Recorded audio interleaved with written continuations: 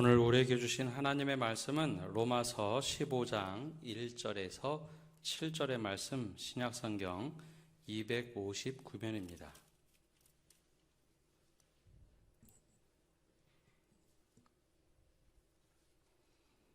우리 15장 1절에서 7절의 말씀 한 절씩 교독하겠습니다. 믿음이 강한 우리는 마땅히 믿음이 약한 자의 약점을 담당하고 자기를 기쁘게 하지 아니할 것이라.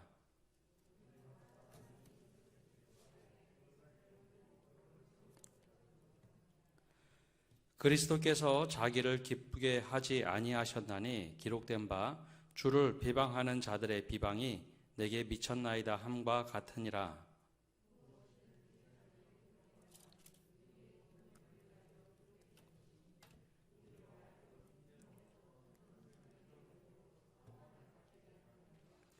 이제 인내와 위로의 하나님이 너희로 그리스도 예수를 본받아 서로 뜻이 같게 하여 주사.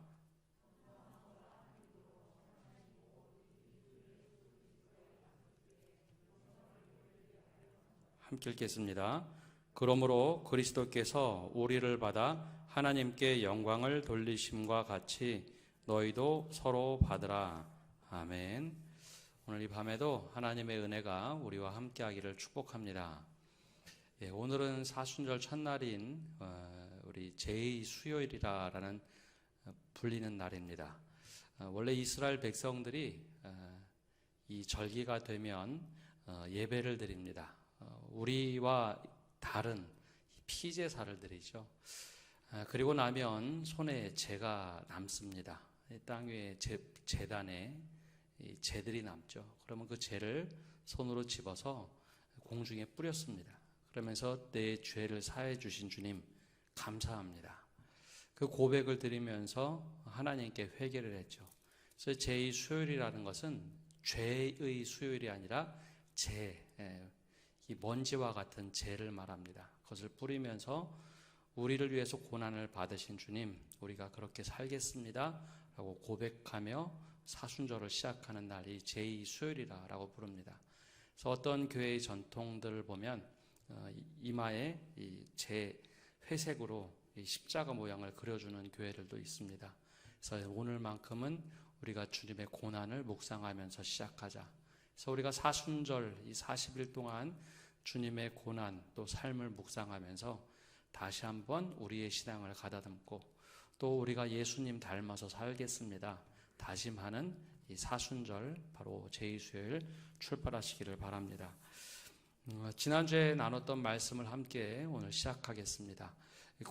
로마서 말씀을 지난 주일 그리고 지난 수요일에도 함께 나눴습니다.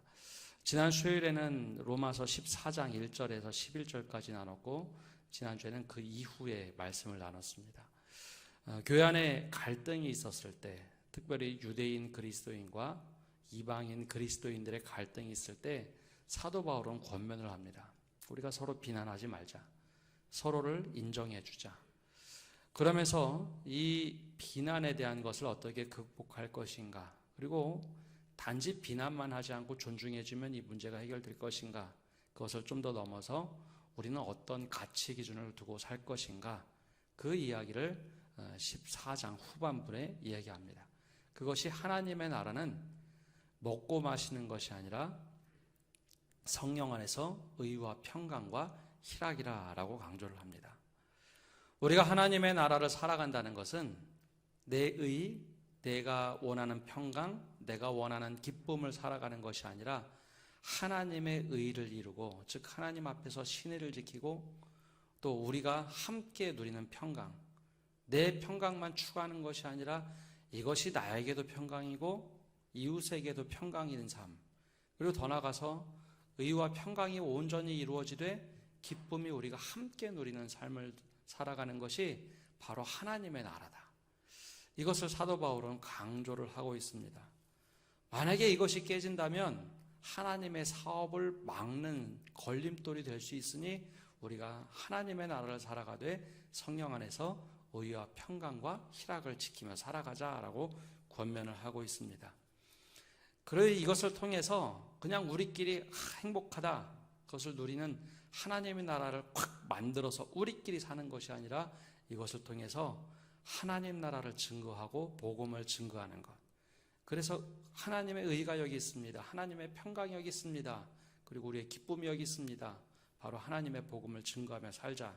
이것이 사도 바울이 정말 힘든 시기를 경험하는 로마 교회에 정반대로 뒤집어서 권면했던 가르침입니다. 그렇다면 이것을 구체적으로 누가 먼저 실천해야 될까?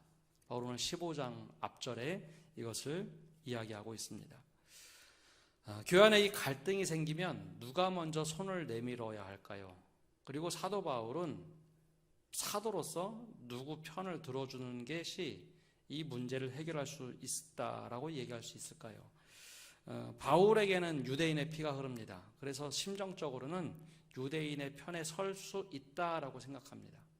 또 하나는 사도 바울의 정체성은 예수님께서 너는 이방인의 사도다. 그래서 이방인을 대표하는 사람으로 이방인에게 복음을 전하는 사람으로 서 있습니다. 누구의 손을 들어줘야 아무 불만 없이 이 사람들이 하나 화합이 될 수 있을까요? 먼저 손을 내밀 수 있을까요? 만약에 한 편을 먼저 들면 내 민족이니까 유대인들아 우리가 좀 참아주자라고 한다면 아마 당장 이방인들이 그럴 줄 알았어. 유대인 편은 가제 걔는 개편이야. 그렇게 얘기할 겁니다. 근데 만약에 사도 바울이 사도 편을 든다고 이방인 편을 든다고 하면은 그렇지 율법 폐기론자지라고 분명히 이야기할 수 있는 위험성이 있습니다. 그래서 사도 바울의 모습을 보면 둘 다 비판하는 모습을 띱니다. 그런데 그때 사도 바울이 기가 막히게 두 개를 균형을 잡아서 이야기합니다. 서로 마음 상하지 않도록. 그리고 어떻게 이거를 풀어가는가. 그가 먼저 얘기한 것은 강한 자가 져야 할 의무가 있다라는 겁니다. 스스로 혹은 다른 사람들이 너희 믿음이 강한 사람들이라면 먼저 믿음이 강한 사람들이 져야 할 의무가 있다라고 이야기를 하는데 그 강자가 가져야 할 의무는 약한 자의 약점을 담당하는 것이다 라고 말을 합니다. 그래서 1절에 이렇게 시작을 합니다. 함께 읽어보겠습니다. 우리 강한 자가 믿음이 강한 우리는 마땅히 믿음이 약한 자의 약점을 담당하고 자기를 기쁘게 하지 아니할 것이라. 아멘. 지난번에 예를 들 때는 거제도에 있는 몽돌 이야기를 한번 한 적이 있습니다. 두 성향이 다른 돌들, 많은 돌들이 개성이 강한 돌들이 막 바닷가에 있는데 파도가 밀려오면서 그 부드러운 힘 가지고 돌들을 서로 깎아내는 몽돌. 그래서 몽돌 해수욕장 가면 돌이 다 맨질맨질하고 부드럽습니다. 모난 돌이 하나도 없습니다. 성령께서는 때론 우리를 그렇게 서로 부딪히게 하면서 성령의 힘으로 우리를 다 마모되어서 부드럽게 만드는 경우가 있습니다. 그런데 오늘의 예는 정반대의 결이 다른 이야기입니다. 당시 로마의 사람들의 사고방식이 유대인과 참 달라도 달랐습니다. 로마에 살던 시민들은 어떤 사람들이었을까? 그 사람들의 성향은 강자가 살아남을 수 있다라는 생각에 팽배했던 사람입니다. 군대가 강해야 평화를 이룰 수 있다라고 하는 그 신념이 지금까지도 내려오고 있는 것을 알 수 있죠. 당시 로마의 군대는 세계 최고의 군대였습니다. 로마가 가지고 있는 방패를 가지고 전 세계를 무력화시켰죠. 그래서 당시에 로마를 보고 팍스 로마나, 그래서 로마의 평화라고 불렀습니다. 로마에게 굴복하면 평화가 있을 것이요 로마에게 대항하면 평화는 사라질 것이다.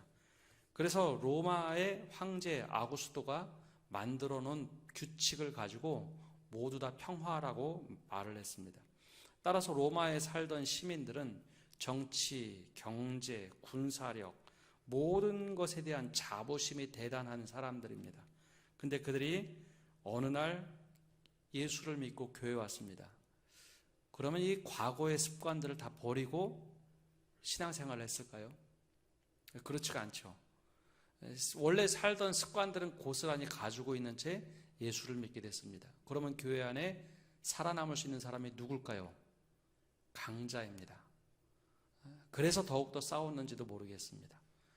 우선권을, 주도권을 잡아야지 교회 안에서 무엇인가 이룰 수 있는 사람들, 성향이 그렇게 살아왔고, 노예든지 강자였든지 귀족이었든지 로마에 살던 사람들은 예수 그리스도를 믿어도 교회 안에서 무슨 주도권을 가져야 된다고 생각했던 사람들입니다.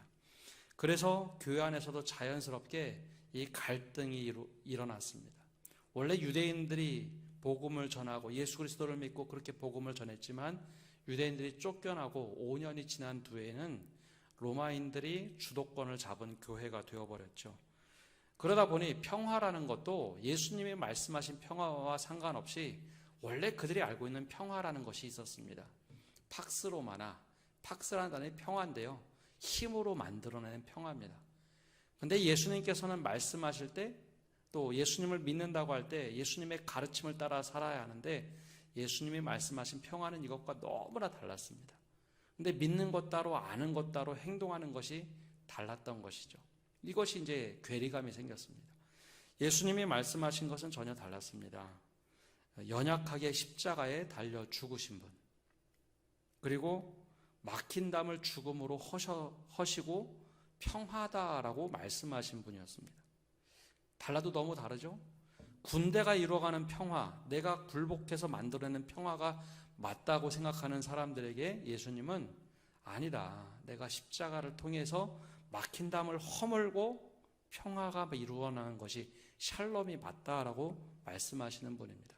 더 나아가서 예수님이, 하나님께서 예수님을 이 땅에 보내실 때는 전혀 다른 모습으로 오셨습니다. 바로 빌립보서 2장 7절 8절이 당시에 구전되던 예수님의 찬가라고 부르는 노래인데요, 이렇게 기록되어 있습니다. 오히려 자기를 비워 종의 형체를 가지사 사람들과 같이 되셨고 사람의 모양으로 나타나사 자기를 낮추시고 죽기까지 복종하셨으니 곧 십자가에 죽으심이라. 로마식으로 얘기하면 말이 안 되는 얘기입니다. 로마의 귀족이 혹은 로마의 군대가 어떻게 약자의 모습으로 바꿀 수 있는가? 있을 수 없는 일입니다. 힘으로 완전히 눌러서 내 편을 만들어야 하고 내 사람을 만들어야지, 하나님이 자신의 형체를 다 버리고 종의 형체, 사람의 모습으로 와서 사람 구원한다고 그냥 강제로도 아니고 힘 연약한 존재로 십자가에 달려 죽으시는 분, 말이 안 되는 것 같은데 예수님이 그렇게 하셨다는 겁니다. 그래서 사도 바울은 이야기합니다. 그러면 누가 먼저 손을 내밀어야 할까? 강자가 만들어낸 평화, 강자가 만들어내는 하나님의 나라가 아니라, 그러면 강자는 무엇을 해야 될까? 먼저 예수 그리스도를 따라야 한다. 그것이 연약한 자의 그 연약함을 보면서 그것을 담당해야 한다. 이것이 강자가 해야 할 일이라는 겁니다. 달라도 너무 다르죠? 지금도 마찬가지지만 그 당시 시대는 약자들이 밑에 깔려있던 사람들입니다. 약자를 밟고서 서서 강자들이 세움을 받았던 시대입니다.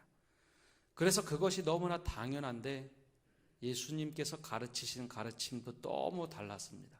그래서 사도 바울은 먼저 예수님을 우리가 닮아 사는 것, 예수님을 본받아 살아야 될 제일 먼저 우선순위는 강자들이 먼저 약자들의 연약함을 담당해야 된다라는 겁니다. 이것이 사도 바울이 제일 먼저 강자들에게 요구하는 말이었습니다. 지금 사회도 피라미드 구조로 많이 되어 있습니다. 약자들이 밑에 있고 그것을 토대로 강자들이 위에 있는 구조들이 너무나 많이 있습니다. 이 피라미드 구조는 애굽에서부터 출발합니다. 성경에 보면 애굽 시대부터 출발해서 이것이 마치 옳은 것인 양 살아왔는데, 교회는 이것과 달라야 한다. 교회는 예수님이 모퉁이 돌이 되시고 사도들이 그 위에 터가 있고 그 위에 사람들이, 성도들이 서 있는 곳, 그것이 예수님께서 만드신 교회고 집이다라는 겁니다. 구조가 달라도 너무 다르죠. 예수님이 제일 밑바닥에 계신 모퉁이 돌이 되셨습니다. 그리고 그 위에 강자들이 받쳐주는 사람들이 되어야 된다. 그러면 여기서 말하는 약자의 연약함을 담당해 줘야 한다는 말이 뭘까요? 담당하다는 말은 짐에 눌려서 아무것도 못하는 사람을 대신 짐져주는 것을 얘기합니다. 약한 사람들이 그 연약함의 짐에 눌려서 아무것도 교회에서 못할 때 그것을 보면 가만히 있지 말고 찾아가서 그 연약한 자의 약함을 담당해 줘야 된다. 대신 짊어져 줘야 한다. 바로 이것을 얘기합니다. 이것이 완전히 뒤집어서 이야기하는 겁니다. 원래 기본 정서는 약자들을 밑에 두고 디딤돌 삼아서 위에 서는 겁니다. 근데 그러지 말고 강자들을, 믿음이 정말 강하다는 것은 약한 사람들의 디딤돌이 되어서 제일 밑바닥에 깔아주고 거기에 디딤돌이 돼서 약자들이 또 설 수 있고 그 위에 사람들이 신앙이 서면 교회가 온전해진다라는 것을 말하고 있습니다. 그것이 진짜 믿음이 강한 자라는 겁니다. 근데 여기서 힌트 숨겨놓은 것이 있는데요. 그럼 사도 바울은 강자일까요? 약자일까요? 처음에 말씀드렸죠. 사도 바울은 유대인이었습니다. 유대인 편에 서서 이야기를 하고 있을까요? 아니면 이방인의 사도로 이방인 편에서 이야기할까요? 누구 편에 들든지 모든 사람들이 마음 상할 만한 일입니다. 근데 뭐라고 얘기하냐면 사도 바울이 강자인 사람을 유대인이 아닌 이방인으로 지칭했습니다. 수많은 사람들이 모여 있으니 그들을 보고 강자라고 했습니다. 근데 그냥 강자가 아니라 어떤 강자요? 바로 힘이 강한 사람들. 1절 다시 보면 뭐라고 돼 있죠? 믿음이 강한 우리는. 내가 어디 있다고요? 이방인 편에 있는 겁니다. 우리가 믿음이 강하다면 그렇게 있으면 안 된다. 믿음이 연약한 사람들을 돌봐야 된다. 유대인으로서는 살짝 기분 나쁠 수도 있습니다. 그러나 이것을 일방적으로 얘기하지 않았습니다. 사도 바울이 자신이 유대인임에도 불구하고 여러분 한번 생각해 보십시오. 여러분 굉장히 강한 사람들 아닙니까? 믿음이 훌륭한 사람들 아닙니까? 여러분 로마에 살면서도 예수 믿는다고 한 사람들 아닙니까? 그리고 이렇게 다수를 이루고 있는데 우리가 그렇게 살아서는 안 됩니다. 우리가 그렇게 살아서는 안 됩니다. 우리는 이 믿음이 연약한 사람들, 마땅히 그 사람들의 연약함을 우리가 짊어지고 살아야 합니다. 라고 얘기합니다. 그리고 나서 그들을 자기를 기쁘게 해서도 안 됩니다. 라고 강조를 하고 있습니다. 당시 교회의 모습, 로마 교회의 모습에서 강자들은 원래 우리 생각에는 유대인들이 강자였을 것 같지만 로마 교회는 좀 달랐습니다. 이미 로마인 그리스도인들이 주도권을 잡았고 유대인들은 원래 믿음에 있어서는 강자였지만 실제로는 소수로 전락했던 사람들입니다. 그래서 사도 바울은 이방인들 막 칭찬을 하면서 여러분들이 정말 강했는데 그런 강함이 중요한 것이 아니라 예수 그리스도를 본받기 위하여 연약한 사람들의 짐을 짊어지는 것, 그것이 우리들의 의무입니다 라고 강조를 하고 있습니다. 그렇다면 지금 오늘날 우리 교회에서의 약자는 누구일까요? 우리 교회에서 그러면 약자라고 불려지는 사람들은 어떤 사람들일까요? 그 당시 로마 교회를 그대로 복습을 해서 이야기하면 교회에서의 약자들은 세 가족일 겁니다. 혹은 다른 교회에서 신앙생활을 하다 온 사람들도 약자일 겁니다. 그리고 요즘에는 조금 다른 관점으로 돌려서 보면 젊은 세대가 이제는 약자가 되었습니다. 과거에는 젊은 세대들이 막 열심히 일했지만 지금 코로나 상황 2년이 지나면서 교회에서 정말 약자가 되어 있는 사람들이 이상하게도 젊은 세대들이 됐습니다. 지금 우리 교회뿐만 아니라 지금 전국에 있는 30, 40대가 교회 안에서 찾아보기 어렵다라고 얘기합니다. 그래도 서울 경기권에 제외하면 대구는 좀 그래도 괜찮은데요. 수도권 지역은 1년, 2년 동안 교회 안 나가는 30, 40대가 정말 많습니다. 신앙생활 그렇게 열심히 했는데 코로나 때문에 아이들이 위험해서요. 아이들이 교회 안 가니까 우리도 못 가겠어요. 그러면서 교회 안 가는, 오랫동안 안 간 사람들이 많습니다. 근데 그들이 믿음이 연약하다, 그것을 볼 때 약자로 우리가 봐줘야 한다는 겁니다. 그래서 믿음이 연약한 사람들을 어떻게 하면 이렇게 세우실까? 그 연약함을 담당해야 할 때가 바로 지금입니다. 바로 약한 사람들이 연약함이 무엇인지 우리가 보고 그것을 우리가 디딤돌 삼아서 일으켜 세워줘야 그들이 살아갈 수 있는 시대가 되었습니다. 물론 또 어르신들 가운데도 약자들이 있습니다. 그냥 내버려서는 안 되고 내가 믿음이 강하다고 생각하면 내가 교회에서 무엇인가 막 할 수 있다. 그것도 중요하겠지만 정말 우리가 믿음의 토대가 되어져서 디딤돌이 되어져서 그들을 바로 세워주는 겁니다. 연약함을 담당해 주는 것. 그게 진짜 강한 사람들입니다. 교회 안에서 큰 소리 내는 사람들이 강한 사람들이 아니라 사도 바울이 우리들에게 권면하는 것처럼 예수님도 그렇게 하셨기 때문에 믿음이 강하다는 것은 정말 디딤돌이 되어주는 것. 걸림돌이 아니라 그들이 서서 일어날 수 있도록, 그리고 나를 기쁘게 하는 것이 아니라 그들을 함께 세워갈 수 있는 것, 이것이 바로 정말 믿음이 강한 자들이다라고 강조를 하고 있습니다. 그럼 그 결과 어떤 일이 이루어질까요? 바로 2절입니다. 우리 2절 말씀 함께 읽어보겠습니다. 우리 각 사람이 이웃을 기쁘게 하되 선을 이루고 덕을 세우도록 할지니라. 아멘. 이것이 바로 그 결과입니다. 연약한 자를 찾고 약점을 세워주고 담당해주고 내 기쁨을 추구하는 것이 아니라 이웃의 기쁨을 추구해주고 함께 선을 이루어 나갈 때 덕을 세울 수 있다. 이것이 바로 교회가 교회답게 되는 길입니다.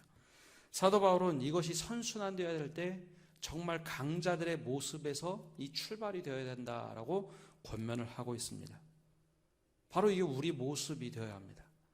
믿음이 강한 사람들은 교회에서 큰 소리 내는 사람들이 아니라 정말 믿음의 기본 토대가 되는 사람들, 연약한 자의 약점을 담당해 주는 사람이 진짜 강한 사람들입니다. 사도 바울이 두 번째 강자들의 모습, 어떤 것을 얘기하냐면 예수님의 마음을 품는 사람들을 강조합니다. 3절과 4절에 시편 69편을 인용해서 말하고 있는데요. 우리 3절과 4절 말씀 함께 읽어보겠습니다. 그리스도께서도 자기를 기쁘게 하지 아니하셨나니 기록된 바 주를 비방하는 자들의 비방이 내게 미쳤나이다 함과 같으니라. 무엇이든지 전에 기록된 바는 우리의 교훈을 위하여 기록된 것이니 우리로 하여금 인내로 또는 성경의 위로로 소망을 가지게 함이니라. 아멘. 지난주에 우리 새벽에 이 시편 69편 말씀을 보았는데요. 시편 69편에 나오는 말씀입니다. 그리스도께서도 자기를 기쁘게 하지 아니하셨나니 기록된 바 시편 69편 9절 말씀인데요. 주를 비방하는 자들의 비방이 내게 미쳤나이다 함과 같으니라. 나를 기쁘게 한다고 하면 내가 비방받을 일이 없지만 내가 정말 주님을 위하여 살아갈 때 사람들이 나에게 대해서 손가락질한다면 내가 그것을 기쁘게 받겠다라는 고백입니다. 내가 정말 주를 위하여 사람들의 결과 다르게 살 때 사람들이 뭘 그렇게까지 할 수 있나, 뭐 그렇게까지 할 필요가 있나 라고 함에도 불구하고 내가 주를 따라 그렇게 하겠다라는 고백입니다. 이 메시지 성경에서는 이것을 이렇게 번역을 했습니다. 3절을 이렇게 번역했는데요. 예수께서 하신 일이 바로 이것입니다. 그분은 사람들의 어려움을 외면한 채 자기 편한 길을 가지 않으셨습니다. 그분은 그들의 어려움 속으로 직접 뛰어드셔서 그들을 건져주셨습니다. 성경은 이를 내가 어려움에 처한 사람들의 어려움을 짊어졌다는 말로 표현합니다. 바로 우리가 이렇게 살아야 된다는 것이죠. 우리가 사도 바울이 우리에게 권면하고 또 로마 교회에 권면하는 것은 예수님의 마음을 한번 품어보자 하는 겁니다. 예수님도 당신의 기쁨대로 하는 것이 아니라 아버지 하나님의 뜻대로 사람들이 그렇게 손가락질하면서 뭐라고 했음에도 불구하고 아버지 하나님의 뜻으로 살아가면서 그 고난과 비난을 받았는데 그것이 맞는 길이다. 그러면 당시 로마 사람들이 얼마나 비웃었을까요? 야, 강자라는 사람들이 믿음 가지고 교회에서 신앙생활 하면 좀 높은 자리에 올라갔다면 누려야지, 권력을 가져야지 라고 하는데 아닙니다. 예수님은 정반대로 하셨기 때문에 그렇게 사는 것이 마땅하다는 겁니다. 누군가 비난을 해도, 누군가 뭐라고 해도 정말 예수님과 동일한 마음을 품고 살아가는 것. 그래서 무엇이든지 전에 기록된 바는 우리의 교훈을 위하여 기록된 것이 아니라 우리로 하여금 인내로 또는 성경의 안위로 소망을 가지게 함이라. 이것이 사도 바울이 우리들에게 권면하는 겁니다. 구체적으로 강자가 마지막으로 해야 할 것을 이렇게 이야기합니다. 예수님의 삶을 본받는 것이다 라고 말을 하고 있습니다. 바로 5절과 6절 말씀인데요. 우리 5절과 6절 말씀 함께 읽어보겠습니다. 이제 인내와 위로의 하나님이 너희로 그리스도 예수를 본받아 서로 뜻이 같게 하여 주사 한 마음과 한 입으로 하나님 곧 우리 주 예수 그리스도의 아버지께 영광을 돌리게 하려 하노라. 아멘. 바로 이게 사도 바울이 우리에게 마치 도덕적인 이야기를 하고 있는가? 절대 그렇지 않습니다. 믿음이 강한 자들에게 부탁하고 있는 것, 바로 처음에는 먼저 약한 자들의 약점을 디딤돌 삼도록 짊어지라고 하고, 두 번째는 예수님의 마음을 품으라고, 세 번째는 이제는 더 나아가서 예수님의 삶을 본받자라고 얘기하고 있습니다. 왜냐하면 이것은 좋은 말이 아니라 그것이 교회의 질서라는 것입니다. 정반대로 된 질서, 세상의 구조와는 정반대로 되는 것. 그래서 어떤 교회를 보면 한번 제가 그런 얘기를 당했다 한번 제안을 했었는데요. 아직 시간이 좀 더 필요하겠다 싶었는데, 어떤 교회를 보면 교회 요람이나 순서들을 다 뒤집어놓은 교회들이 있습니다.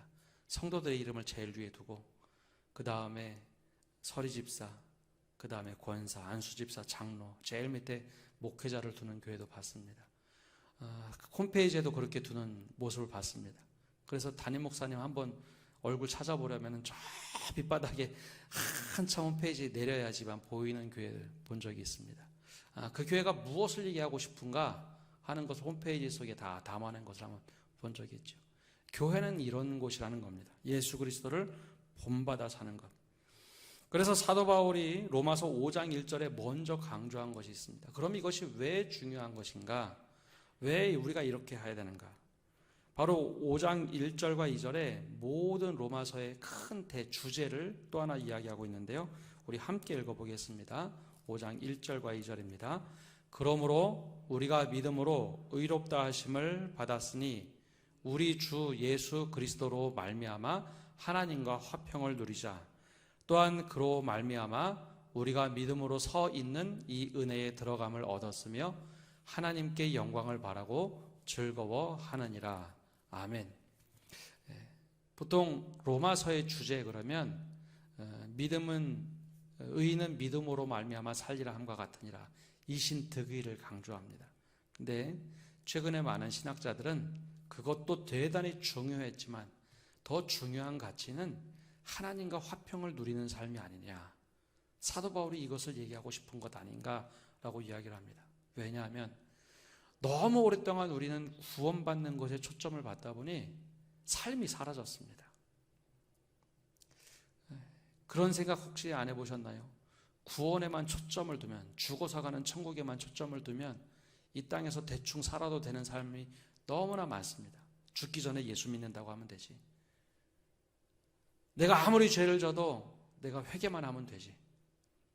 그런 잘못된 신앙관을 갖기 쉽다라는 것이죠.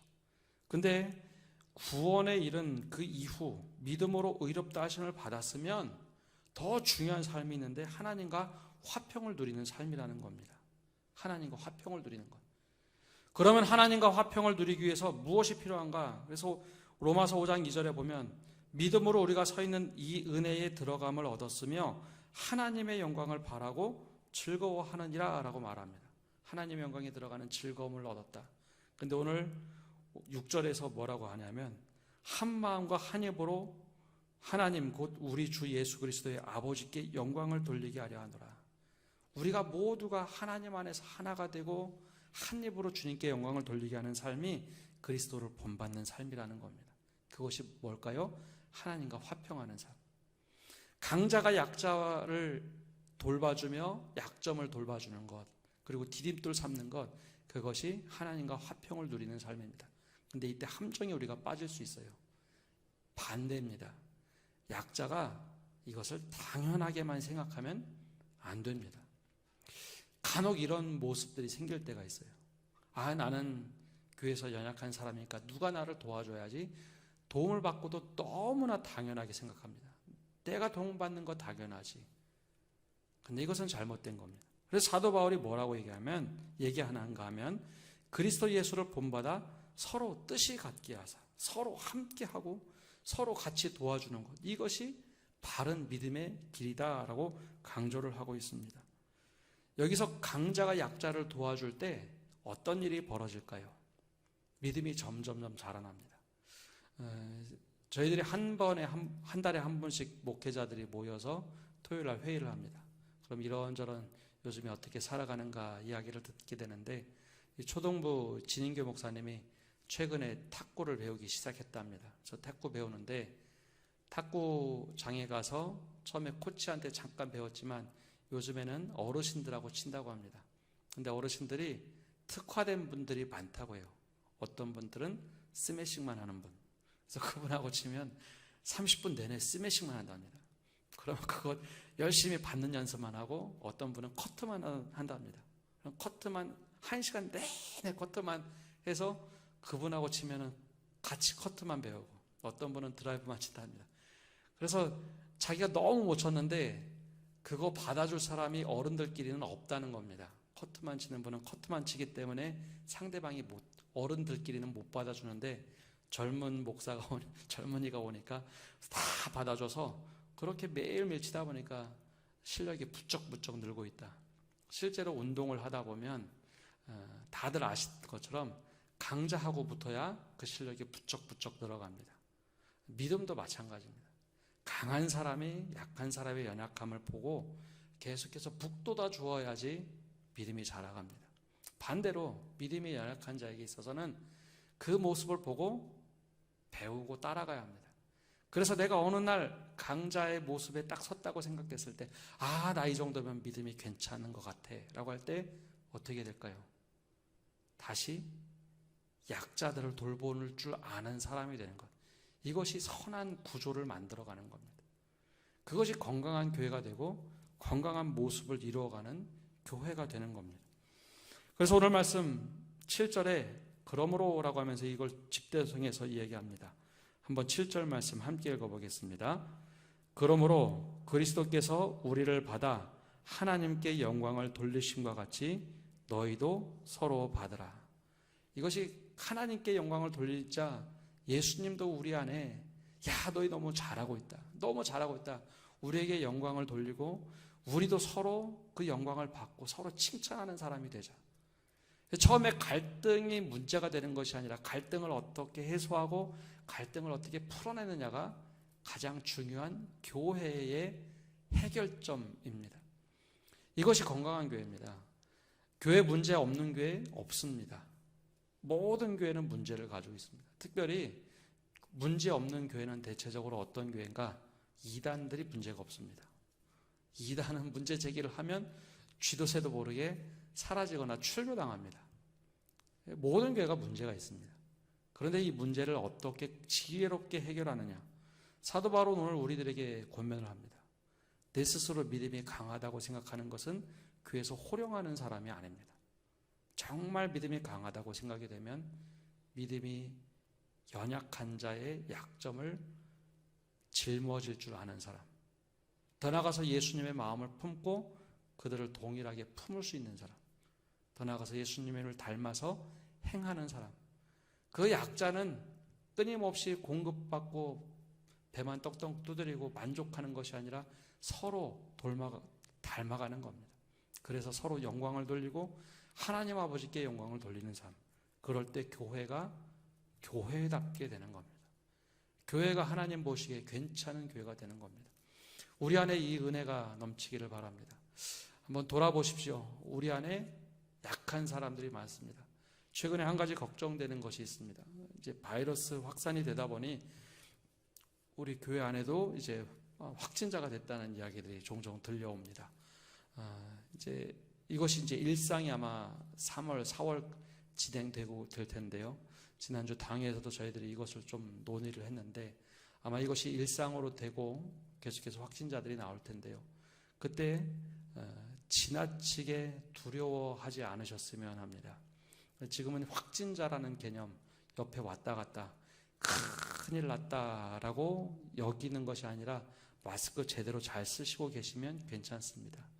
근데 제가 걱정되는 것은 그것보다도 이제 낙인 찍는 겁니다. 누구 확진됐다더라. 큰일 났네. 그 상대도 하지 말아야지. 그렇지가 않습니다. 일주일, 2주일 정도 지나면 또 다시 교회 나오실 텐데 그때 그분들이 바로 연약한 분들입니다. 약점이 있다면 그분들을 돌봐주십시오. 초대교회의 전통은 그러했습니다. 처음에 팬데믹 시작할 때 말씀드렸던 것처럼 초대교회가 엄청난 팬데믹 속에서 살아남을 수 있었던 것은 바로 여기에 있었습니다. 당시 문둥병이 돌고 또 역병 같은 것이 돌 때 그리스도인들이 마을에서 쫓겨나서 그들을 쫓겨난 이유도 있지만 그들을 돌보면서 면역력이 강해졌고 역병이 돌 때마다 그리스도인들은 강인하게 살아남았습니다. 그리고 예수를 믿으면 하나님께서 살려주시는구나. 그것이 초대교회가 엄청나게 살아갈 수 있었던 강인한 생명력이었습니다. 누구를 낙인 찍기보다는 우리가 좀 어려운 사람들이 있었구나. 오히려 가서 남몰래 도와줄 수 있는 성도들. 누가 정말 힘들구나. 남몰래 문 두드리고 내가 안전을 보장받았을 때 그렇게 서로 도와주고 이것이 정말 내 믿음이 강해져 가는구나.